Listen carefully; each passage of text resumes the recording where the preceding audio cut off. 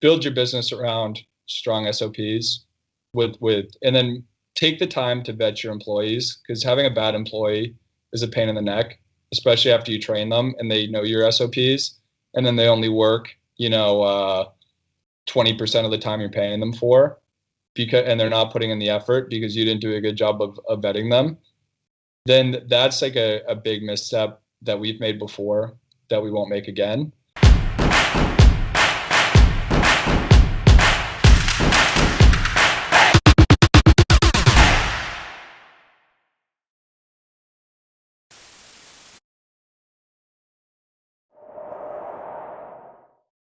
Hey guys, welcome back. This is Andrew Erickson with the Zongcom podcast. I'm here sitting in Chiang Mai, Thailand, one of the digital nomad capitals of the world. I just spent a month in Israel and a week in Morocco and a week in Spain, traveling around. Met my dad for Christmas in Spain, and cool enough, he actually got engaged to his girlfriend while we were there in Portugal when he got engaged. So it's kind of cool. I got to be there traveling with my dad in Europe and got to be there with him when he got engaged. It's one of the fun things you get to do when you have a lifestyle like this, a digital nomad lifestyle. One thing that's really, really cool about this lifestyle is you can actually save quite a bit on taxes.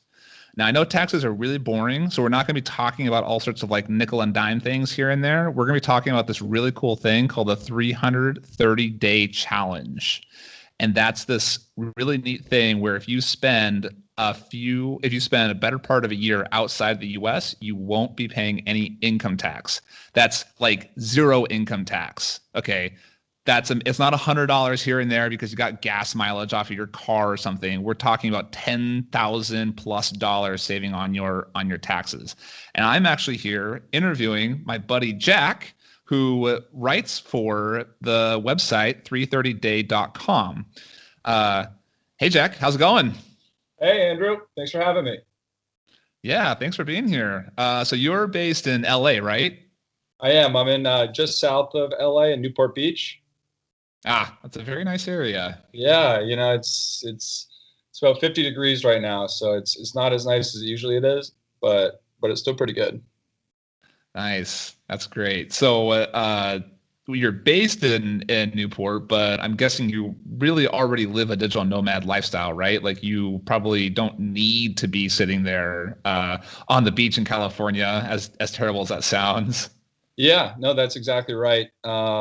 One thing that had got me thinking is since I run an e-commerce business, I kind of just sit in my home office all day, and I figured, why do this when you can go out and travel? And people say, I'm going to travel once I retire, once I have enough money, and I am now in a fortunate spot where I can work from home or from anywhere, as are you. And so I figured, why not just go out and travel and work at the same time? So yes. So I've tried that out now, like a part-time digital nomad lifestyle where I'll go travel for a month or 2 months at a time and then return back. But I am planning to head out on the 330-day challenge on February 11th. To see if I can do it and see how much money I can save in the process. Awesome. Okay. So give me a little intro. What is this 330-day challenge? Why is it a challenge? What's so important about 330 days? Okay. All right. So our website is called 330days.com. And the way it came about was we were selling one of our e-commerce businesses, an FBA business, through Empire Flippers, an online brokerage company. And I was talking to the broker on the phone, and he was like, yeah, I'm in Costa Rica right now. And I was like, oh, okay, well, shouldn't you be, trying to sell our business and not on vacation? And he's like, no, I don't go back to the US. Only I have to finish my 330. And I'm like, I have no idea what you're talking about. What's the 330? And so he explained to me that if you stay out of the US for 330 days out of 365, you pay no federal income taxes. You would still pay Medicare and payroll taxes, but your federal income taxes, you would pay none up to, I believe the limit's around $105,000, which is obviously a lot of money to be making. but the savings that you'd be paying in federal income taxes is just under, I think, 20 grand alone. And so he was explaining that he funds all of his travels by, staying out of the country for that long. And so I had studied accounting in school, in college, and I've always kind of prided myself on understanding the tax code and being able to hold my own talking to accountants and stuff like that.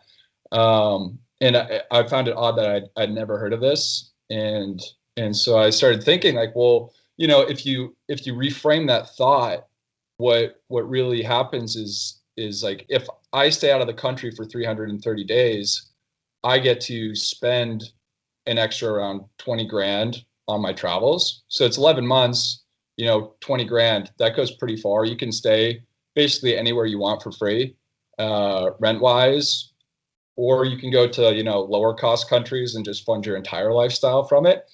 And so I called our CPA for our company, and I was like, is this real, or is this guy going to get, sued by the IRS, or he's going to get audited, or, something's going to happen to him? And he's like, no, this is real. And I've been considering actually like writing a blog about it, about, how people can do it. And so I asked him, hey, do you want to partner up and we can write together, and I'll be, the guinea pig that goes out and does it. If you can, nice. I'll do the fun part. And then if you can like write, some of the accounting pieces, because it will help a lot if a CPA, has their name next to it, and it's not just some guy, that's like, yeah, man, I swear you can totally do this. So he wrote the majority of the articles, all the ones that have like actual, tax advice he wrote. And so that's what the 330days.com is us explaining, this is the tax law. These are the rules to it. This is how you qualify. This is what you can and can't do. And then I'm writing a case study on myself about how the idea, and then the logistics of setting yourself up to be able to go, especially as a business owner, getting like all your ducks in a row is really important, so you don't go bankrupt, 4 months into it. And then we have, other articles about what you should do with your cell phone, what you should do for insurance, what jobs are good if you're looking to go do this, and basically just kind of a forum for people to chat and just basically find like-minded people.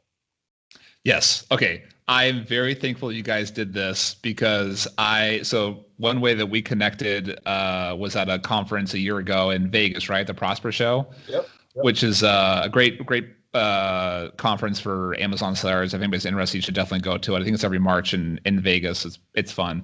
Anyways, we talked about it, and I mentioned trying to travel, and you said like, oh my God, I had this huge blog. And I was like, really? Okay. I've been looking for like information out there. And I went to your website and I literally read every single thing on your entire website. And so like, I was like, okay, cool. Like I know enough now that like now I know enough that I can go ask my accountant. And the funny thing is, like you said, you had never heard of this, even though like you studied a little bit of accounting, and no one really ever talks about this stuff. And I went and talked to my accountants. They're like, I don't know if you can do that. And I was like, okay, well, here's like a blog, and here's like the little cited thing. And I personally went, I'm sure you did too, and like read all the IRS laws on it, which is really easy. It's like a paragraph, right? You do a really good job putting it in layman's terms. But like, shout out to the IRS, whoever wrote that, Yeah. they did a really good job. Yeah, it was actually good. I felt like a real pro that I'd actually read the real IRS. Is it a law or a guideline? I don't know what you call it. I'm not sure the right term for it, but they must have hired somebody that wasn't like an accountant to write that, because it was like, they give you good examples, like if you do this and this, then you qualify. So it, like you said, like if you don't believe it, check out the IRS and type in foreign earned income exclusion. And you'll find all the details yourself right there. Yep. I think if you just Google 330 in the IRS code, it'll pop up. Or you can also use FEIE, foreign earned income exclusion. It'll pop up also. Yep. Quick read. Anyways, so I loved your blog, because then I took that to my accountant and I showed it all to him. He said, yeah, I think you might be able to do that. I'm like, no, don't think. Like, no, can I do this? This is huge, man. And like, oh yeah, okay, I'll look into it. And he goes, yeah, it looks legit. I'm like, okay. And I told my wife the whole plan. And so just in case people don't know, I am actually doing this thing right now. I'm right in the middle of my 330-day challenge. And so my wife and I are traveling. She's taking a sabbatical year. And of course, she was like, I need to double, triple check that this is like a legit thing that you're doing. You're not going to be arrested and put in jail. I'm like, no. I'm always above board in all my tax things. I know the government has guns and prisons. Like, I never fuck with them. Right? Like, I never screw with them. And so like, I always do my taxes very fairly. I'm aggressive with like what loopholes I take, but like I do it all by the book, right? Yeah. And so we actually went and talked to a lawyer too, just to like give his blessing over this whole plan, and he had done some seminar thing on this 330-day challenge, and he actually was talking to retirees. Oh, really? Yeah, he's specialized in basically like old rich people taxes. And that was the only guy who in this whole tax firm that I went to who actually had any experience in this. So yeah, it does seem pretty like unknown.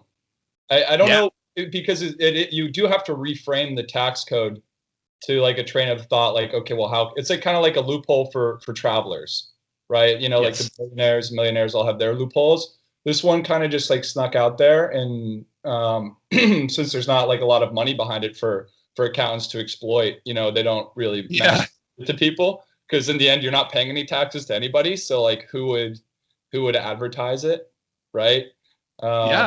Makes sense. If you think about it, it's like it exists because people that are out of the country and working in shouldn't have to pay for the education system, the infrastructure, all of those things, the police force, while they're gone, which I think is fair. I mean, you know, you're not here, you're not using any of this stuff. And so that's what it's there for. So I don't understand why you wouldn't be able to go out and just go travel the world. You're not using anything here. So why not use that tax money to fund your travels? Yeah, it's funny because like I talk to people that now I've been traveling around and staying in various hostels and other places where you meet travelers. There's a lot of people who live in Europe who have dual citizenship in the U.S. And this is FYI, if you are a citizen and don't live in the United States, you always have to file a tax return. Now it's easy. You just file a tax return and say I paid a whole bunch of taxes in a foreign country, and they don't make you pay any taxes. But because some countries if you have a higher tax in that country, you get to exclude all that off of your taxes in the US, and like you don't have to pay anything, no problem. Okay, if the tax happens to be lower, you don't pay anything on the first 100,000 like you mentioned, and so they do that too. But so this is really kind of, I think, for people who live other places full time. Not necessarily people who are just going to do like a travel for 11 months, but the way the law is written, if you live outside the United States for 11 months, doesn't matter where, as long as you're outside any territory of the United States, you get to have this 330-day.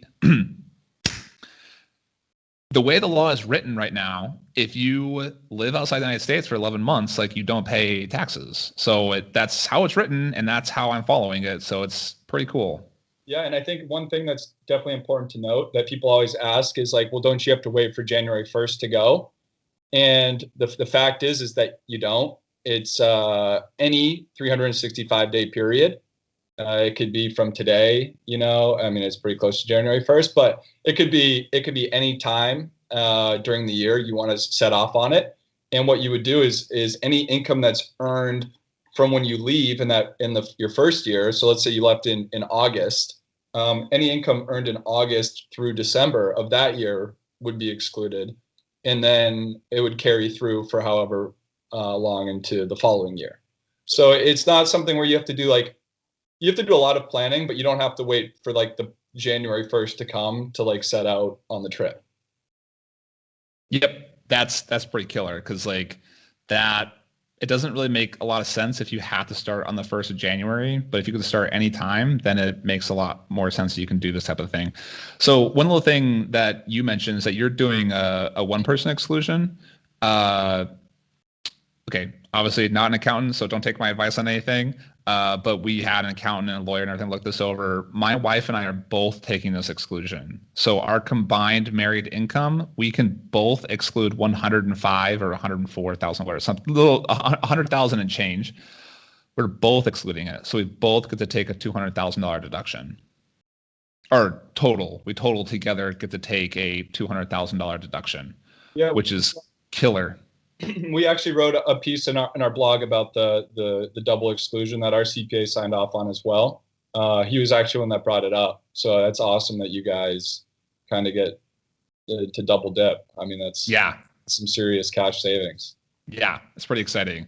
So yeah, okay. So we now know that the 330-day challenge is, and who can do it, and what, and all that fun stuff. So let's assume that someone is already running a decent business and they're making an American income, right? Whatever, 50. Let's say 100,000. Let's just make the math easy and say they're making 100,000. And they want to do this challenge. What kind of pitfalls might they face? I mean, what's like? Can they ever come back? What if they come back to visit their sick grandma? What if they get homesick and want to go to, or they want to see like their cousin get married? Like, what kind of pitfalls do they have to watch out for? It's a good question. There's definitely some. The truth is like if grandma gets sick and you have to come back and you're back for 36 days, then you would not complete the 330-day challenge, and you would still owe taxes on everything. The IRS is pretty strict. I mean, they're acting pretty cool right now, but they're also pretty strict with their rules. If you're only out 329 days, you do not get to qualify.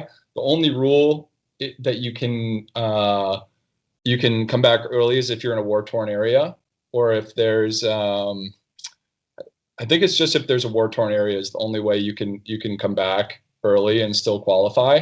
So the biggest pitfall to avoid is to track everything and to give yourself a few day buffer when you're mapping out how long you're going to be gone for. In my example, two of my best friends and my sister are all getting married in the next year. And so I will be coming back to, I grew up in Boston, so I'll be coming back to Boston for 3 different weddings. And that's fine, even mapped out, 3 days each. That's only 9 days. So you can do everything most likely that you want to do with your family, and then still be gone for the 330. But the point being is keep notes, because the burden of proof lies with you when the IRS audits you. And I'm not saying the IRS will audit you, but if they did, you would want to have all of the paperwork showing like this was when my flight was. This is when I landed in Colombia, and then this is I flew back from Brazil on this day, and then I left. So you just want to keep that stuff. And then the other pitfall to avoid is if you have an e-commerce business or any kind of business you're doing, is make sure it can survive taking it to the road, and make sure you take time zones into consideration when you pick your location. For me, I have done a few months at a time, and to test this out to see like, okay, do we lose money when I'm gone? Do we make more money when I'm gone? How much am I even working when I'm gone? How pissed is my business partner that I'm not around? So you kind of have to check that out as well. But if you can survive that, then that's great. And I want to make a point as well that entrepreneurship is not the only way to do it. There's some really good ways. Being an employee and talking to your employer, you can do it. You can be a freelancer and using all those different freelance websites, like the Upworks of the world. I know plenty of people that have been able to travel for months at a time freelancing. So it's not just for the FBA sellers of the world, and not just the e-commerce people. Almost anybody can do it, as long as you make a reasonable income and you don't have to be tied to a desk. That's awesome. Okay, great. So, yeah, that's a good point, that you don't have to be a FBA seller to do this type of thing. So, I guess it makes sense though that you're making an American income though, because if you're making $10,000, you could be living a very modest lifestyle, but like you wouldn't be paying any taxes anyways if you were making like $15,000-$20,000. Right. Okay. Yeah, that's good. So, tell me, you're starting in 6 weeks, right? Yeah, I think even a little bit 5 weeks, maybe. Yeah, 5, 6 weeks. Yeah, yeah, Yay! All right, that's exciting. Do you know where you're starting, what you're doing for the yeah. first month, the first year? Do you have it planned out like day by day, or like just gonna wing it the whole time, or Well, what? I'm a planner, so I had it all mapped out what countries I'm going to be in. But keep trying to tell myself like just go and don't commit to too much because you don't know what's going to happen. But I have a flight to Brazil, uh, Nice. a surf town and I'm staying with a few friends for 6 weeks down there, and we have a little shack on the beach with good Wi-Fi, and so I'll just surf with them and work, and then I'm going up to Peru to meet up with my business partner for a month until April, and then I have to be back for a wedding, and at that point I'll decide where the next location will be. So Nice. just kind of going to probably plan to do 2 months in advance planning, and then other than that, leave it pretty open. One really cool thing that I would highly recommend to people that might be listening to this and being like, that sounds cool, but I don't like travel. Like I don't have my wife to travel. I'm not married, or I don't have people to travel with because all my friends, have desk jobs and they don't want to quit and get a freelance gig, which I totally understand. Is there's a community out there, and it's called co-living, where essentially there's a few different companies that do it where they rent a house in a foreign country and they get between like 17 to 23 people living in this one house or apartment building that are from all over the world that all just want a network of people to hang out with and work with. And you work together, you live together, you go out to dinner together. And I've done 2 of them now, and they have been phenomenally fun. And Oh, you meet, really? yeah, you meet. I went to Portugal last September, and I was in Panama the year before during the month of October. And uh, you just go, and now I have friends from, I'm meeting up with a friend from Argentina and Brazil. And I have a good friend now in New Zealand, and you meet people from all walks of life, and it's kind of like a hack to make sure that you have like a social circle when you're seeing all of these places. But it's neat. The people that are there are working, and they're working 40 hours a week, but then after that they want to go see the city, they want to go experience the lifestyle. So I would definitely recommend that stuff. And we have on 330days.com, we have a list of all of the different programs that we know about right now. And if anybody listening has heard of other ones, would be happy to throw them on the list just to give you kind of a menu of options. And some last a week, some last a month, some last a year. It all depends on what you want, all different budgets. So that's definitely something to consider as well.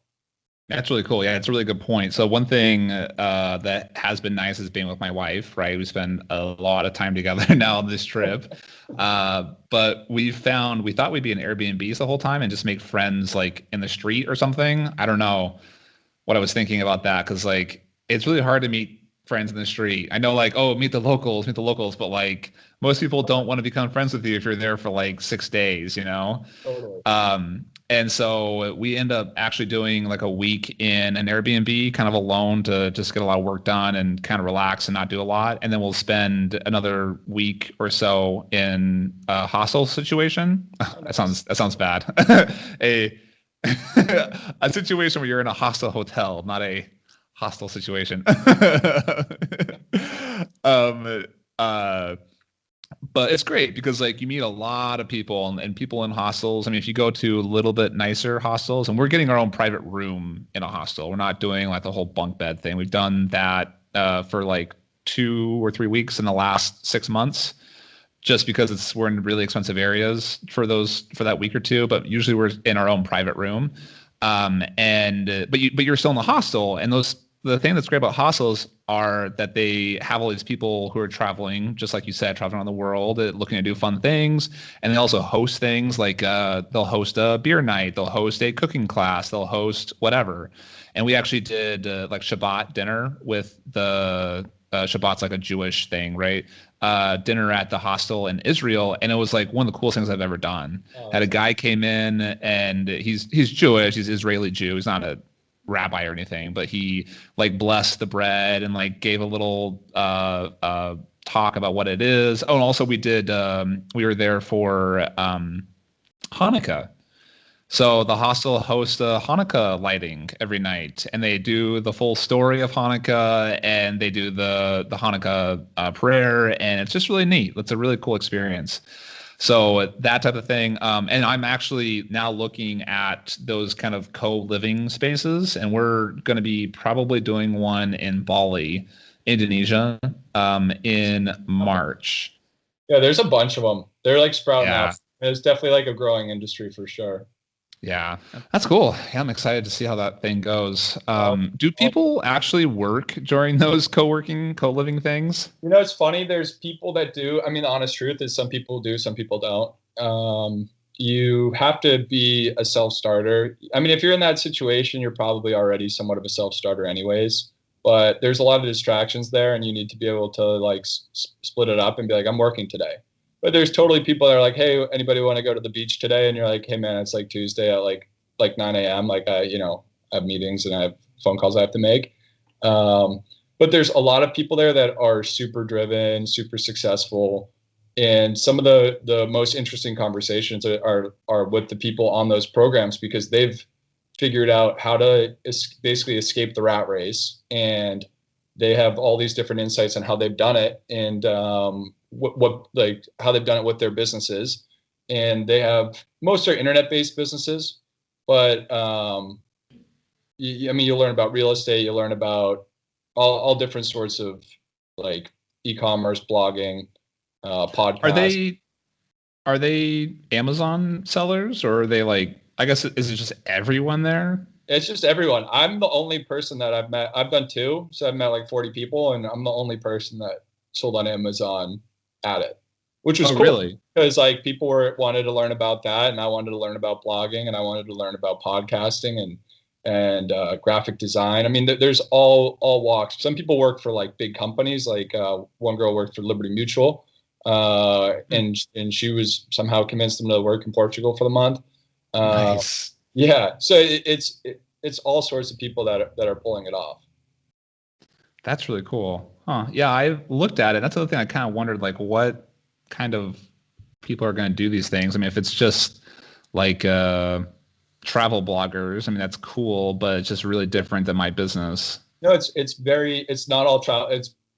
They have like a huge range of what people do. It's not like a very concentrated, and the age range is from like, I think the youngest person on it was 23 and the oldest was maybe 40. So nice. Huge range of people and interests. And I would say it probably hovers around like the early 30s mark is like the average age of the people that go on them. But I'd highly recommend it. That's cool. Yeah, so that's good that you have like the 2 months planned. I was gonna say you should come to Bali because like February, March is like the perfect time to come to Bali. Oh yeah. Sounds like Brazil sounds cool too, but Bali is cool as well. Yeah, maybe after in April or something, I'll send you a message and see where you are. And there's actually a digital nomad conference that we're going to in 2 weeks. Like the DNX thing? It's not DNX. It's Digital Nomad Summit is what it's called. Okay, cool. So it's like a ton of digital nomads there. It's supposedly like a hotbed. Really? I know it's a hotbed. We've only been here for like 4 or 5 days, and the first like 2-3 days we were like doing kind of like holiday stuff with the New Year. So we've only really had like 2 work days, and I went to a co-working space today, but I didn't talk to anybody when I was there because I hadn't done any work for the last week. So like I was like, I need to actually do work. That's one thing I kind of thought I'd meet more people doing the 330-day challenge or digital nomads or whatever, and I have met very few people doing it. Yeah, makes sense. And I go to like meetups and I go to these hostels, and obviously there's a lot of travelers doing this type of stuff, but not a lot of people who are actually working and traveling and living a true digital nomad lifestyle. So that's why I got excited when you're like, I'm gonna do it. I'm like, yes, yes, I gotta talk. Yeah. We gotta convince the people. That's why we're doing it. Right? Gotta let them know. Yeah, so we got Thailand in February. Then we're gonna go kind of do the rest of Southeast Asia. That's on the continent or whatever. So hopefully hit Burma, Laos, and Cambodia and Vietnam in February, and then we'll be going to Bali for March. And then and we for sure have to be there the first 2 weeks of March because we have 2 people visiting us. And then we're going to go to the Cherry Blossom Festival in Japan. And then I have like a 2-week, I guess this is kind of similar. It's not I guess it's kind of co-living, but there's this mastermind thing I go to that's based around the Canton Fair in China. Okay, cool. And it's called China Magic. And it's actually exclusively Amazon sellers, exclusively pro or semi-pro people who pay to be on it. And then there's like 40, 50 people who are like us, who are kind of like pro or semi-pro. And then there's 10. Sorry. How do you define pro? I mean, like doing 6 figures, I consider pro. Someone who's making like real money, not like I just launched my first product and like 6 figures a year, 6 figures a month. A year. Okay. Yeah, I mean, you know what I mean? Like someone who's making like 5 figures in profit. Yeah, sure. Or 6 figures in profit. Like basically feed themselves from doing it. Feed themselves, yeah. Because like there's so many people who are like, I just launched a product a week ago, or I'm thinking about it. I'm looking into it. I'm like, oh my God, there's so many people who are just like think about it. I'm like, just do a thing instead of thinking about a thing. Oh, that's why you're smart to do this podcast. How many people ask like, so tell me so how do you find a product? You're like, hey, just like go on Apple and download this podcast and just listen to it and you'll get it. And then now I don't have to go through the 2-hour explanation again of so how do you get this stuff from China to the US? And you're like, okay, gosh, to tell you this again. Yeah. Okay. So yes, exactly. And I actually recorded like a 1-hour tutorial or like how I find my products, and like a 1-hour tutorial, because I got that question all the time. And I was just like, do you have more questions? Watch the videos on my website and then ask me more questions after that, because like and the funny thing is that 80% of people won't even watch the videos, and like it literally answers every single thing you'd ever want with screenshots and everything. And I'm like, I love talking about it, but like I like talking about stuff beyond like what is Amazon, like man, it's frustrating. Yeah. If you are trying to figure out how to find a product, you can just go to my website, andrewknowsamazon.com, and just look at my my homepage. There's the whole hour-long tutorial on how I pick products, whatever. So anyways, this mastermind, the Canton Fair, it's called China Magic. It's 50 pro or semi-pro people, whatever, people who are doing like 6 figures, 7 figures a year in sales. Mm-hmm. So they're making, whatever, 5 figures, 6 figures in profit. Right. And they're not too restrictive. Like you don't have to have like a certain revenue goal, whatever, but like you can't be a newbie going to this thing. 40, 50 people who are kind of tuition paying people. And then they have 10 mentors. And the mentors are people who are doing $1 million a month or more in sales. Okay. And you're at the Canton Fair, so obviously it's focused on Chinese suppliers and like how to pick new products and how to like talk to Chinese suppliers and all that type of stuff. Yep. But the cool thing is that because it's all Amazon sellers and everyone's like pro or semi-pro, they're talking about relatively higher level stuff. And then the mentor guys, like these guys are rock stars. And most of them don't have a course they're selling. There's like 1 or 2 guys who have like an extra thing on the side, but they all are just kind of there basically to kind of network with everyone else. And you're sitting in China with notice, you're not like with your family, whatever, and you just sit together for like 2.5 weeks. And so you get to know these people like really, really well. And I've actually interviewed like 3 or 4 people that I've interviewed on this podcast that actually came from that network thing. Wow. That sounds like a great thing to go to. Yeah. So I'm excited. It's a little pricey though. It's like that comes after Japan. Yes. So that's the last 2 weeks of April. It's with the Canton Fair phase 2 and 3. So it's like April 20th to May 4th or something. So I'm excited about that. Like I've had that on my calendar since basically last April I went to it. You just Where's your wife going? We haven't figured that out yet. So I'm like, do you want to come with me? Like, it's gonna be. She's like, oh, I like the idea of like going to that for like a day or two, but I don't want to do that for like 2.5 weeks. Yeah, that's a long It's like time. really intense too, man. Because like all the seminar stuff happens between like 5 p.m. and 10 p.m. You know, because Yeah. that's when. Every night they have like a little course. They teach you like, here's how we do listing optimization. Here's how we do this thing with ManyChat, and here's how we do this thing with blah blah blah. And then you go to the Canton Fair during the day. So most people are there from like 10 to 4, and then 5 to 10 a.m. to 4 p.m. at the Canton Fair, and then the seminar stuff. So it's like a lot of work. Do you know the dates for this? It's phase 2, phase 3 of the Canton Fair. So I believe it's April 20th to May 4th. If you were interested, like a wedding on April 26th is the problem. Yeah. And it's like I figured. Yeah, they do it again in October. They do it every Canton Fair. I highly recommend it. I loved it. Again, you have to be in a position where you can afford that kind of tuition. It's the only like expensive course thing I do each year. So I don't spend any money on anything else besides that. Yeah. Anyways, after China, we don't really have anything planned. We can't come back until the middle of July, and that will get us until the beginning of May. So we have 2 months completely unplanned. We're thinking of maybe just hopping around some other Asian places, but also thinking about going back to Europe. And so I don't know. Also, we're finding cheaper places are a lot more fun than expensive places. Yeah, you just feel better about it probably. You're like, I could get all this for $5. This is crazy.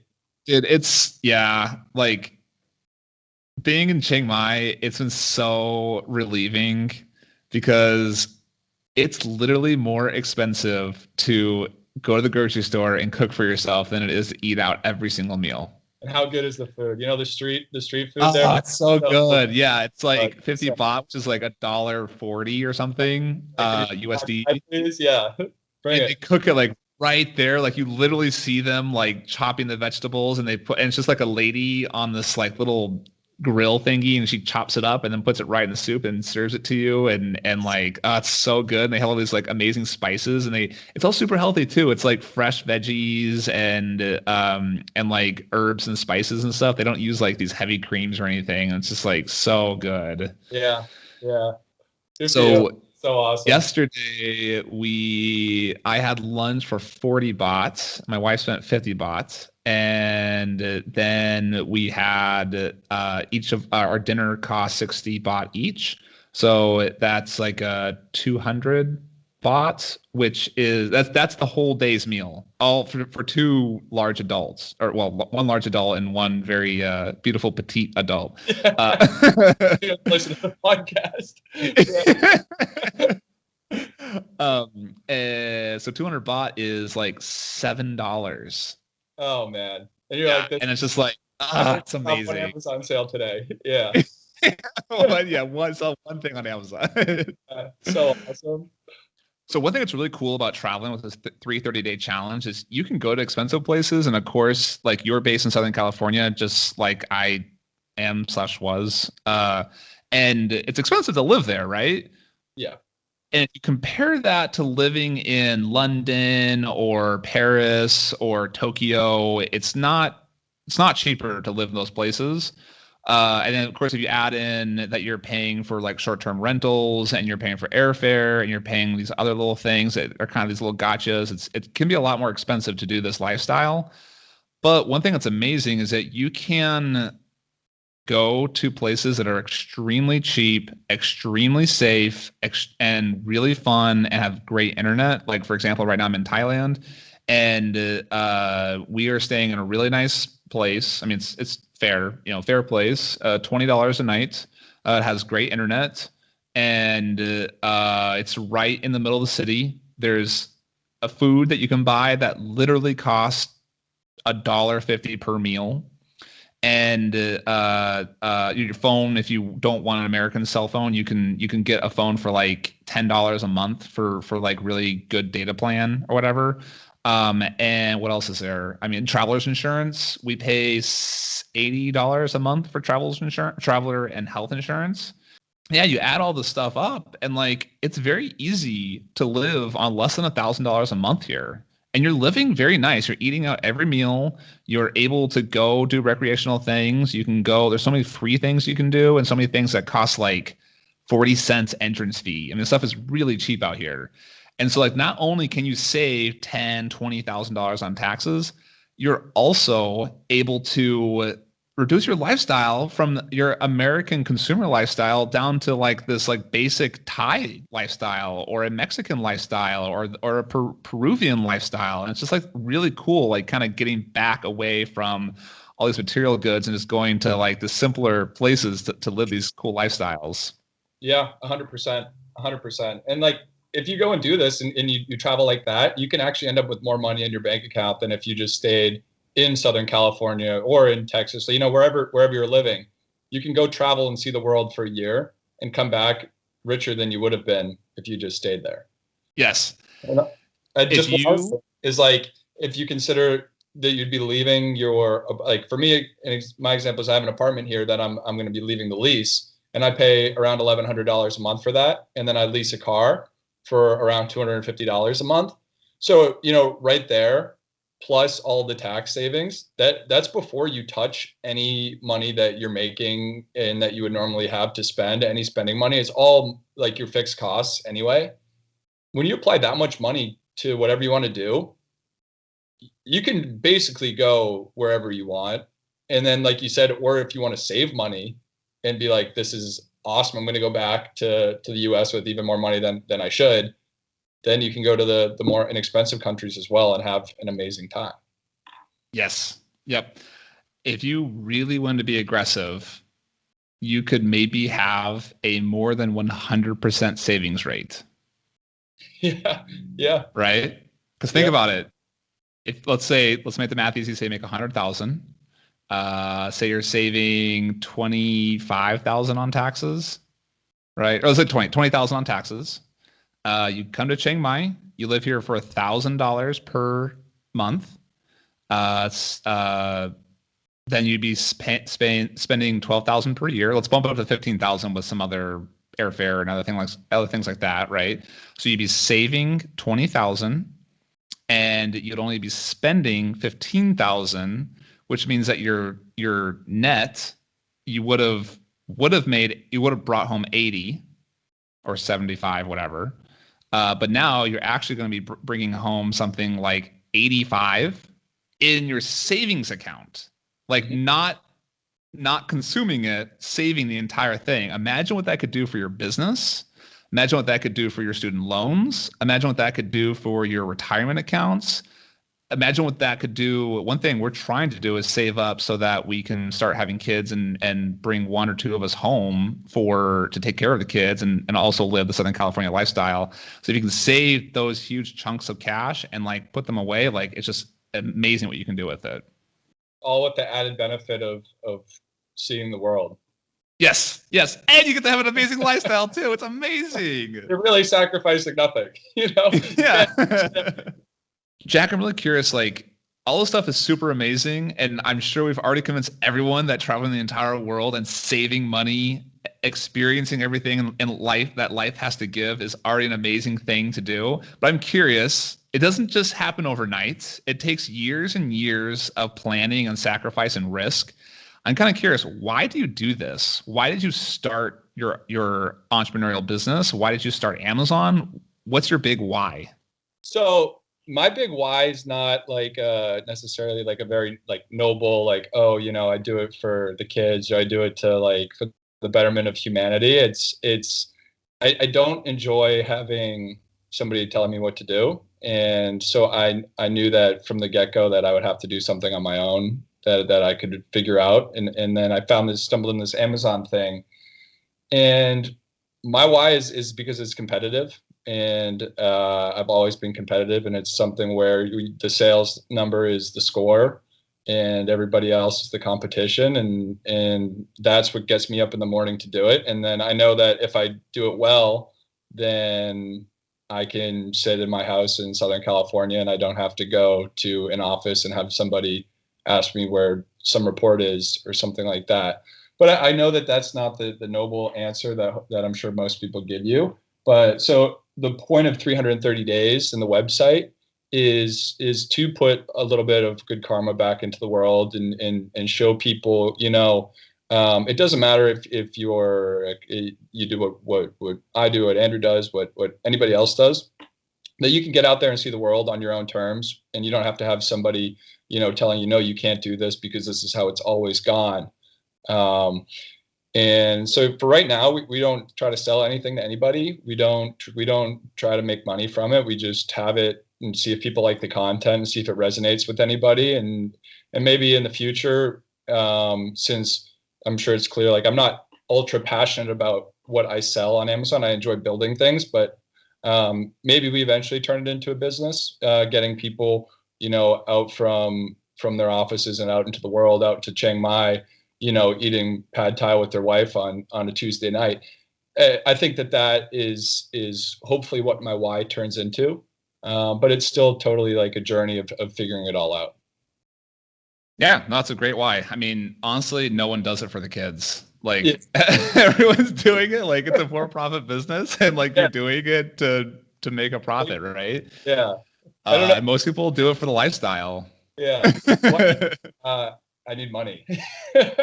Yeah. I guess the difference though is that you can make money at like a day job, right? Yeah. Like why be your own boss? I guess that's a great answer. Like, because you don't want a boss. You want to do life on your own terms. Yeah, and it's one of those things like you're responsible for your own life at that point. You have no one to blame when things go wrong because you made these decisions and you made this set. So as an entrepreneur, that's something that I find kind of exhilarating, knowing that if I make the wrong decision today, there could be drastic consequences in the coming months, or there could be phenomenal results in the coming months. And that kind of pressure like excites me and gets me to, get on my computer and talk to people and learn and read and stay engaged in society. Nice. That's great. I love that. I'm kind of curious, like do you take any courses, or are there any favorite books or favorite podcasts of yours? I've always been obsessed with How I Built This with Guy Raz. Have you ever listened to that?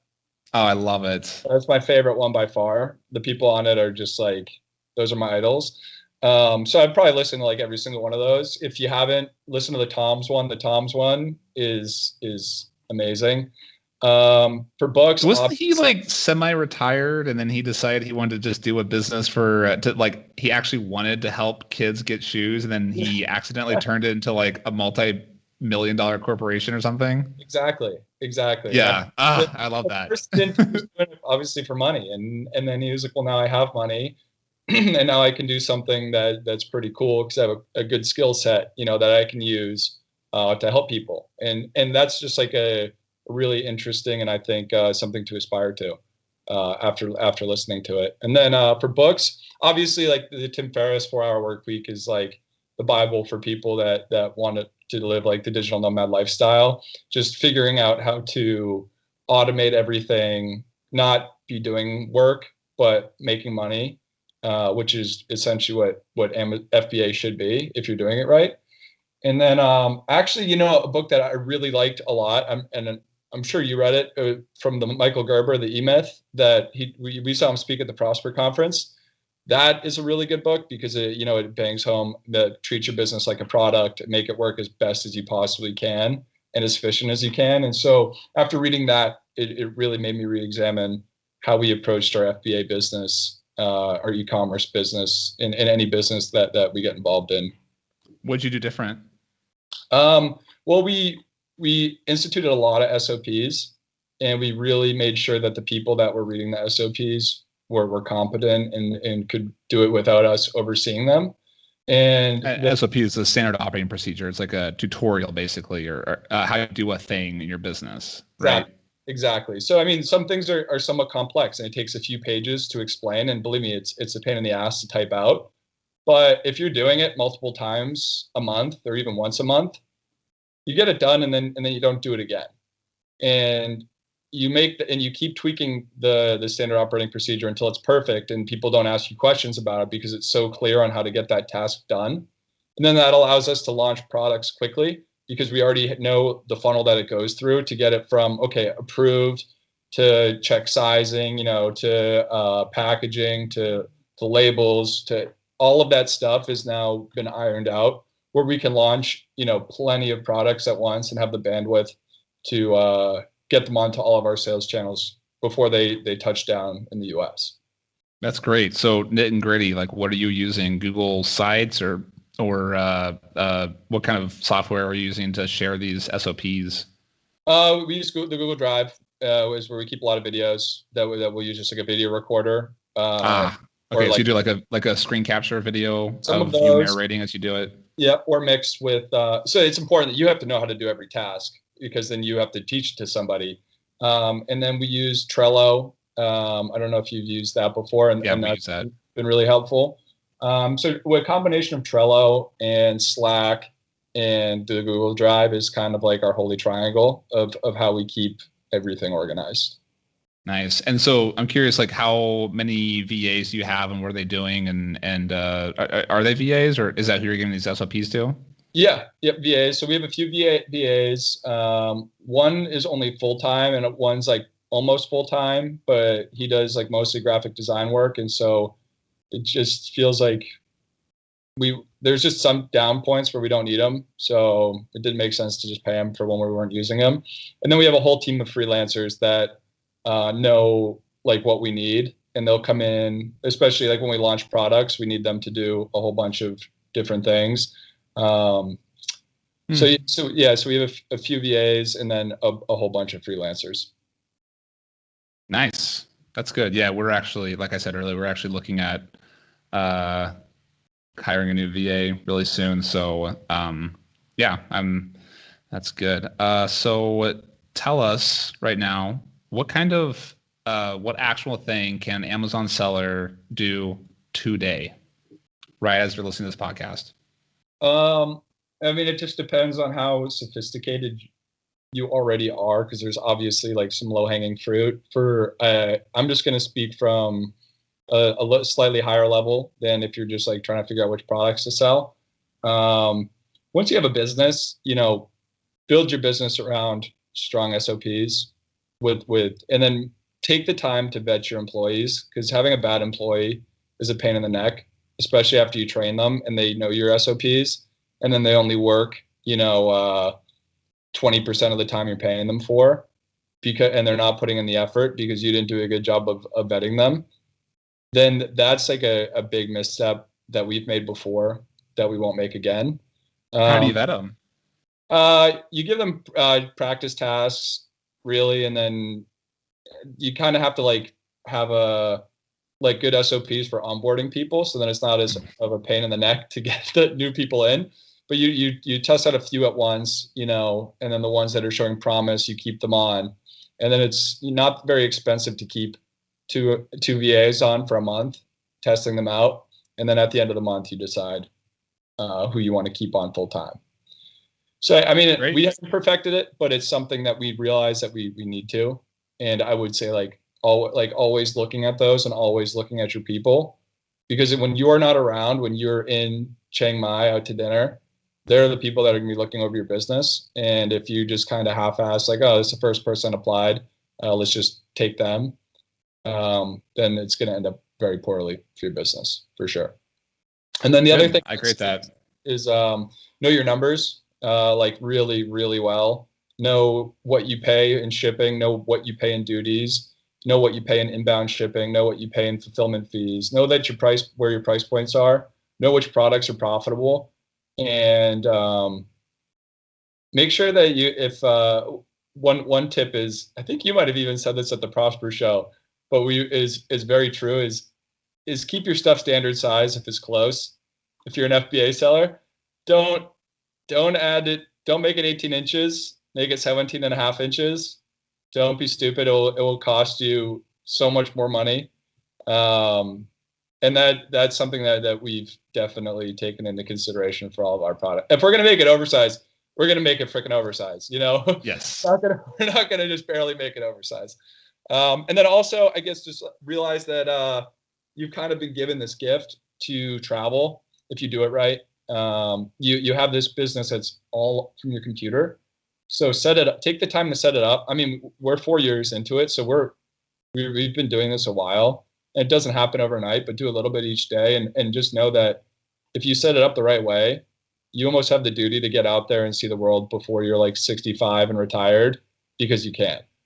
And I would say those would be the actionable things. I love that. Yes, that's amazing. So seeing the world, the best way to do it is to go to 330days.com and check out their blog about how you can get that tax-free year while traveling the world. So I want to thank you so much for being here with us today and talking about all sorts of fun things, Amazon and traveling the world. Those are like my two most favorite things in the whole world.